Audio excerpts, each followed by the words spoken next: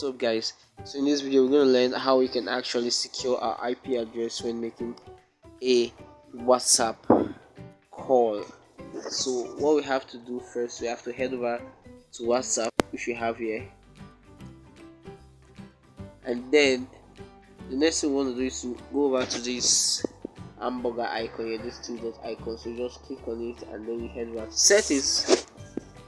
So from here, the next thing you want to do is to go over to privacy, and then you see at the bottommost part left of your screen you say advanced, which is protect IP address in call.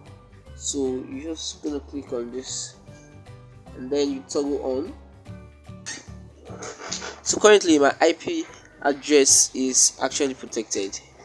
Good. So even if I call someone on the WhatsApp, the person may not be able to get my IP address, my location. He won't be able to get those data from me.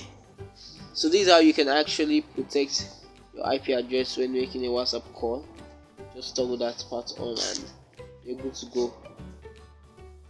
So if you enjoyed this video, please do it to like and subscribe, and if you want to get notified when I create more content later, just hit on the notification bell. Thanks and do have a nice day.